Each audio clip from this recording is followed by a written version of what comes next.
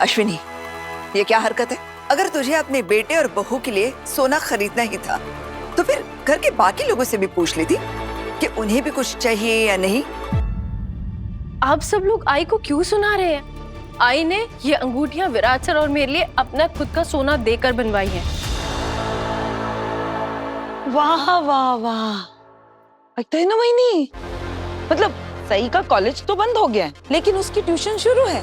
अश्विनी वहीनी की ट्यूशन देख रही है ना, कैसे बराबर पाठ लेसन चैप्टर पढ़ा के लाई है। सही झूठ नहीं बोल रही है सोनालिका को। आई ने सच में अपना सोना सुनार को देकर उनकी बहू और बेटे के लिए अंगूठियां बनवाई है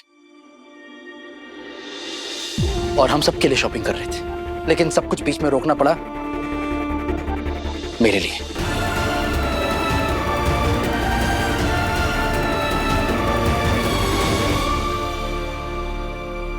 लिस्ट में बाकी की जो चीजें थी वो सब आ जाएंगी, कल ही लेकर आएंगे। अरे इससे अच्छा तो मैं ओमी को भेज देती शॉपिंग के लिए, वही सारा काम खत्म करके आ जाता।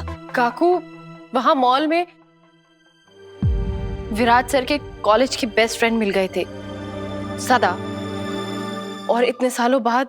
हाँ सही, बस हम समझ गए कि विराट को मॉल में उसका पुराना बेस्ट फ्रेंड मिल गया होगा, फिर उसने अपने पुराने बेस्ट फ्रेंड से उसकी नई बेस्ट फ्रेंड को मिलवाया होगा, फिर तीनों ने मिलके खूब गप्पा गोष्ठी की होगी और फिर तुम्हें शॉपिंग का वक्त ही नहीं मिला होगा। यही कहना चाहती हो ना तुम?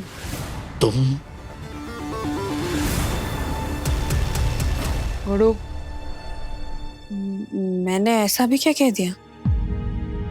विराट का सबसे अच्छा दोस्त, सबसे नजदीकी, सनी से भी नजदीकी दोस्त, जो हमेशा हमारे घर दिवाली पे आ जाया करता था, हमारी खुशियों में शामिल हो जाया करता था, सबसे खतरनाक मुजरिम बन गया है, आतंकवादी बन गया है। मॉल में वही था, पुलिस से बचकर भाग रहा था।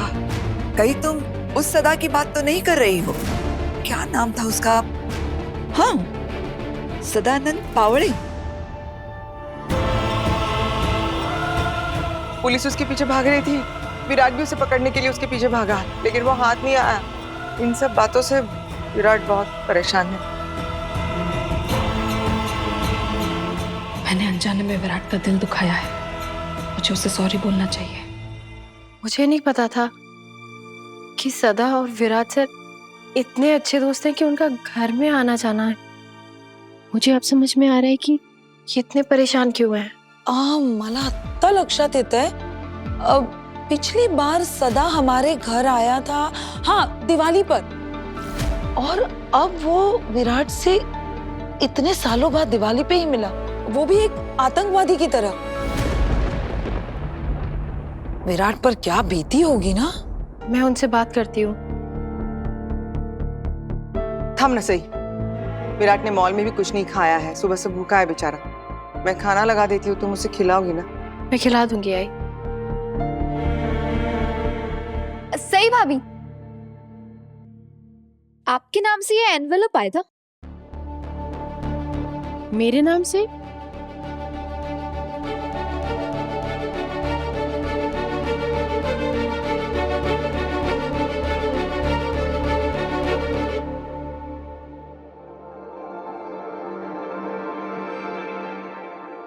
पुलिस सदानंद पावड़े का पीछा कर रही थी। मैंने भी कोशिश की उसे पकड़ने की, लेकिन मेरे हाथ नहीं आया। सर, मुझे नहीं पता था कि सदा पावड़े नागपुर में एक्टिव है। पता तो हमें भी नहीं था विराट। अभी कुछ दिन पहले ही इंटेल हमारे हाथ लगी। दरअसल इसकी एक्टिविटीज पहले गढ़चिरौली और उसके आसपास के जंगलों तक सीमित थी, लेकिन सुनने में आया है कि नागपुर में भी इस गैंग के काफी सपोर्टर्स हैं जो इसे फंडिंग करते हैं। And we don't have any clue कि वो लोग कौन हैं। आम लोगों के बीच में आम शहरी बनकर घूमते हैं ब्लडी क्रिमिनल्स। सर, ये बताते हुए बहुत दुख हो रहा है मुझे। एक वक्त था जब सदानंद पावड़े मेरा दोस्त हुआ करता था। हम एक ही कॉलेज में पढ़ते थे। What are you saying, Virat? तुम इसकी क्रिमिनल एक्टिविटीज को पहले से जानते हो? नहीं सर, सब कुछ तो नहीं जानता था, लेकिन हाँ सर, गढ़चिरौली में जब मेरी पोस्टिंग हुई थी तब उसकी कुछ फाइल्स पढ़ी थी मैंने। सर, हम दोनों की सोच अलग होने की वजह से एक दूसरे से बातचीत होनी बंद हो गई थी, और एक पॉइंट के बाद तो वो कॉलेज में से ही गायब हो गया था। फिर काफी सालों के बाद जाके मुझे पता चला कि मेरा जो वो दोस्त कॉलेज में था वो किसी एक्सट्रीमिस्ट ग्रुप का हिस्सा बन गया है। सर मैं मानता हूँ कि एक वक्त था जब सदा पावड़े मेरा दोस्त हुआ करता था, लेकिन आज वो मेरी नजर में सिर्फ एक क्रिमिनल है। मुझे इस बात की खुशी है कि तुम्हारे मन में फर्ज को लेकर क्लैरिटी है। एक पुलिस ऑफिसर का फर्ज उसके हर रिश्ते से बड़ा होता है। और जहां तक बात सदा पावले की है, विराट वो जुर्म की दुनिया में इतना आगे जा चुका है कि वहां से उसका लौटना नामुमकिन है। समझ गया सर, मैं सब समझ गया। सर आपसे एक रिक्वेस्ट है, सदानंद पावड़े के बारे में आगे से आपको जो भी इंटेल मिलेगी आप मेरे साथ शेयर कीजिएगा। जय हिंद सर। जय हिंद।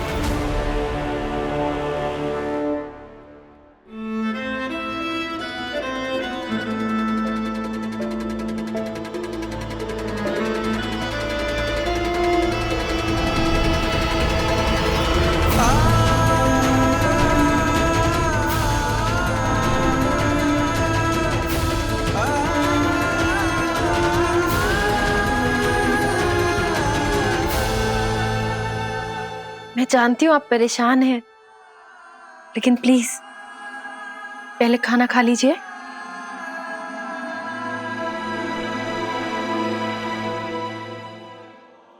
मुझे नहीं पता मैं आपका दर्द समझ सकती भी हूँ या नहीं।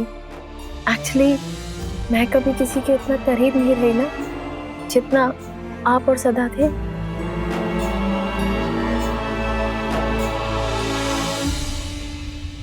अगर कोई मेरा दर्द समझ सकता है तो वो एक तुम ही हो सही, ऐसा मुझे लगता है, क्योंकि जो कनेक्शन मैं तुम्हारे साथ फील करता हूँ वो किसी और के साथ नहीं करता। सनी भैया के साथ भी नहीं।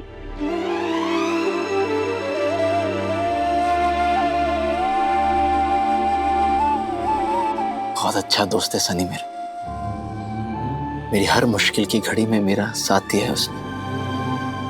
लेकिन तुम्हारे साथ जो कनेक्शन है वो किसी और के साथ नहीं सही। खास तौर पर अब जब हालात एकदम से बदल गए हैं, हम इतने अच्छे दोस्त बन गए हैं, इसीलिए मुझे लगता है कि एक तुम ही हो जो मेरा दर्द समझ सकती है। मैंने तुम्हें सदा के बारे में बताया था कि हम दोनों कितने अच्छे दोस्त थे, लेकिन आज जब वो मेरे सामने खड़ा था, वो मेरा दोस्त सदा पावड़े नहीं था, वो एक मुजरिम सदानंद पावड़े था। आज जब मैं उसके सामने खड़ा था, तब मैं उसका दोस्त, उसका यार विराट नहीं था, आईपीएस ऑफिसर विराट चौहान था। तब से लेके अभी तक मैं अपने आप को यही समझा रहा हूं कि पुलिस और मुजरिम के बीच दोस्ती कभी नहीं हो सकती। हम अपनी जिंदगी के रास्ते खुद चुनते हैं। विराट सर, आपने मुझे बताया था ना कि सदा ने भी गलत रास्ते चुन लिए थे, तो फिर गलत रास्ते की मंजिल सही कैसे हो सकती है? और अब तो वो आपके कॉलेज के दोस्त भी नहीं है कि आप उन्हें डांट के फटकार के सही रास्ते मिला सके। इसी बात का तो सबसे ज्यादा दुख है कि काश हम कॉलेज में होते, काश मैं उसको डांटता, काश उसको समझा पाता कि जिस राह पर तो चल पड़ा है उसका अंत या तो जेल है या तो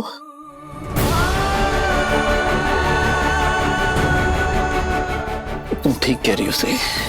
हम अपनी राह खुद ही चुनते हैं। सदा ने गलत राह चुनी है, उसका अंजाम भी गलत ही होगा। छोड़ो ये सब, जो होना है वो तो होकर ही रहेगा। ये क्या है?